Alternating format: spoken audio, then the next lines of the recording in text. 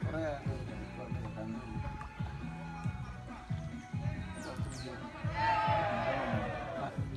Kamu kali.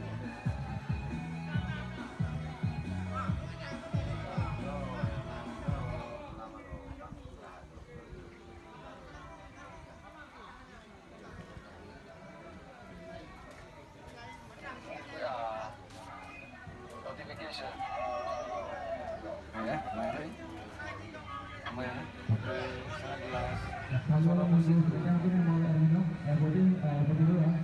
Karir dah ke? Ini persiapan. Nanti undang wartawan profesional. Waktu terbaik memang sama dia. Momen itu kan hanya terulang 2 kali. Oh. Terulang 10 kali insya Allah terulang.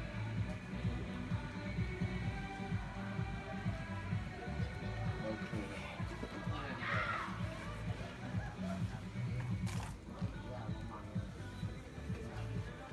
Kita Kalau kayak dukun mubak ke? Bebas baik. Baik bebas sama Indo. Kalau kayak dukun mubak gejok je. Dah. Kak. ini warna negeri juga. Pasti itu kawan tak. Yo kan, ayo kan bercerita dari awal Rona. Aceh, Kan, kodanya aja lah. Dari awal Rona Padumian dia mendapatkan mandat dan seterusnya itu mungkin kondisi di mana itu mengalir lah ya, ya awal terbentuknya Bang Santai itu awal terbentuknya Aji Bang Ya. di Luxmawi. Kenapa Bang bisa ceritakan? Ya, jadi kan tahun 98 itu kan terjadi reformasi di Indonesia. Ya. Sementara saya menjadi wartawan itu pada akhir tahun 1997 di wartawan Serambi Indonesia dan kemudian ditugaskan di perwakilan Luxmawe.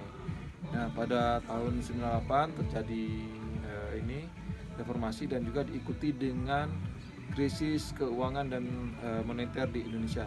Jadi waktu itu beberapa koresponden Serambi dan wartawan Serambi itu sempat dinonaktifkan karena ada krisis dan saya termasuk di dalamnya yang terkena gelombang krisis ya, gelombang dinonaktifkan lah ada beberapa wartawan. Tapi kemudian saya dipanggil kembali, nggak lama dipanggil kembali untuk bekerja sebagai wartawan Serambi di Luxmawe. Nah pada saat itu tahun 98 kepala perwakilan Serambi Luxmawe sekaligus koresponden Kompas di wilayah Luxmawe dan sekitarnya Pak Basri Daham menerima mandat untuk mendirikan Aji Luxmawe dan sekitarnya. Itu Aji pertama yang ada di wilayah Aceh. Jadi kami diajak, beberapa wartawan muda diajak untuk bergabung di Aji untuk mendirikan Aji. Saya ingat waktu itu ada Zainal Bakri dari Tempo, kemudian ada Pak A.R. Juri, waktu itu beliau masih wartawan bekerja di Waspada. Beliau wartawan senior ya, sudah sangat sepuh dan ikut mendirikan Aji Luxmawe. Kemudian ada juga Khalid waktu itu jadi koresponden Reuters kalau tidak salah, dan ada juga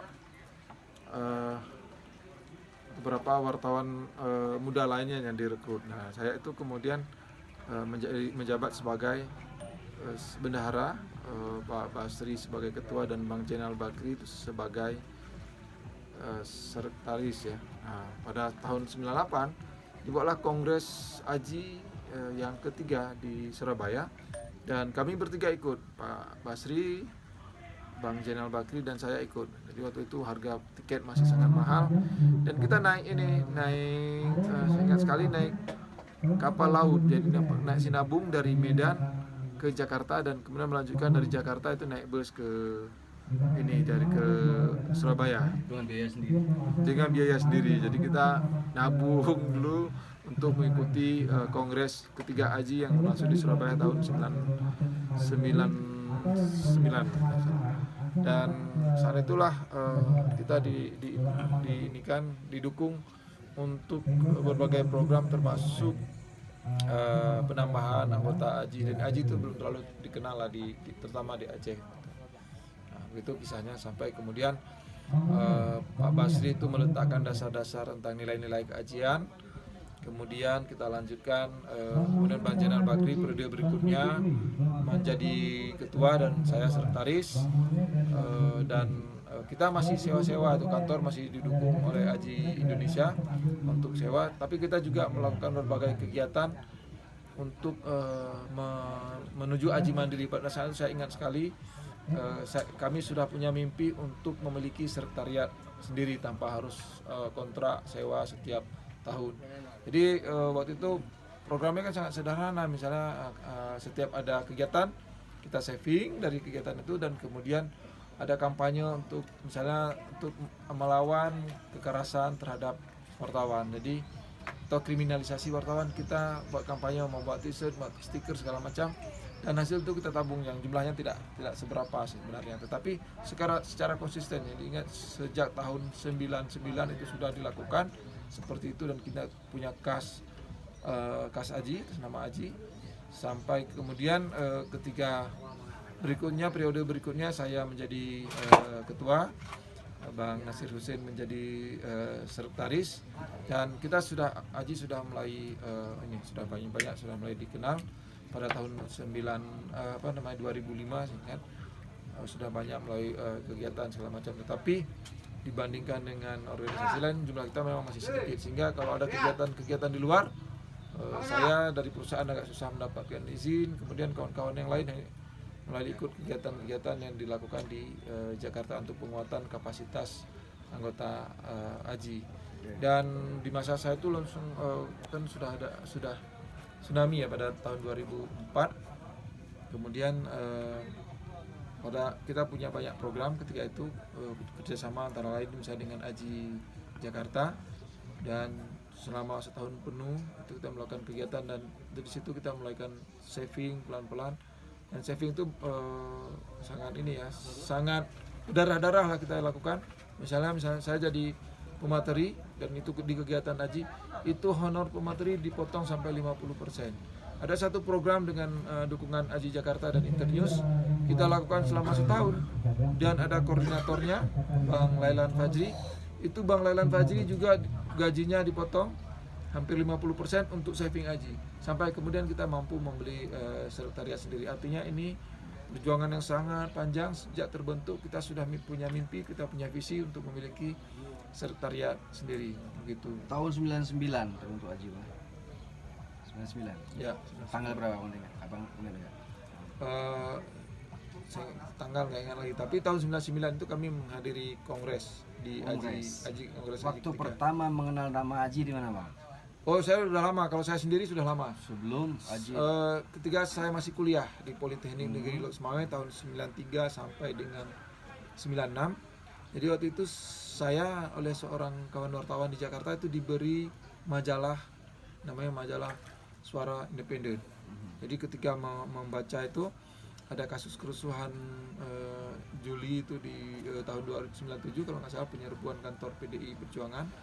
Jadi dibuatlah liputan itu mengkritisi habis pemerintah Orde Baru oleh wartawan bawah tanah yang bisa dikatakan di Aji. Dan saya menyimpan itu, membaca. Di situ saya mulai kenal Aji, dan saya ingat sekali ketika pulang kuliah itu membawa majalah Suara Independen itu seperti membawa seperti membawa barang haram. Jadi seolah-olah kita ini kalau ketahuan sama polisi ditangkap sih. Sampai sekitar tahun berapa, Bang? Itu tahun 97. 97, 2 tahun kemudian Abang tahu Aji ya? Maksudnya diajak oleh Pak Basri Daham, almarhum Basri Daham, Basri Daham. Ya. Saya menyebut Basri Daham di situ. Ya. Jadi saya ingat sekali waktu pulang kuliah, kan biasa polisi kan jaga kalau padahal polisi jaga lalu lintas. Saya sendiri udah gemetar karena membawa majalah. Kalau dirazia gimana ya mau majalah? Padahal semangat enggak apa-apa, Bang. Oke. Terus sebelum reformasi lah. Sebelum reformasi. Masih ingat waktu pertama sekali diajak Bang Basri untuk bergabung ke Aji? Seperti apa perasaan itu, suasananya? Ya, lagi ngapain Abang waktu itu diajak? Waktu itu kan saya kan Aji kan belum dikenal. Saya sempat diproses untuk menjadi anggota organisasi yang lain di ini, tapi kemudian begitu kenal Aji, ini seperti cinta pertama langsung. Jatuh cinta pada pandangan pertama. Kenal Aji karena sudah baca Suara Independen sebelumnya, jadi lebih dekat. Yang ngajak Pak Basri. Pak Basri kemudian waktu baca Suara Independen kan saya belum jadi anggota AJI, belum jadi wartawan, masih kuliah. Kemudian Pak Basri bercerita tentang sebuah organisasi baru, organisasi wartawan yang memperjuangkan kebebasan jurnalistik dan juga memperjuangkan kesejahteraan wartawan. Dan begitu saya lihat ini sesuai dengan visi dan misi saya sebagai jurnalis muda waktu itu, saya memutuskan langsung untuk bergabung dengan AJI meskipun tanpa paksaan. Sudah terbentuk waktu itu aja. Belum, baru menerima mandat. Kita yang bentuk pertama kali, belum terbentuk. Siapa aja bang? Jadi ada Pak Basri Daham, Bang Zainal Bakri, saya waktu itu masih wartawan Serambi Indonesia, kemudian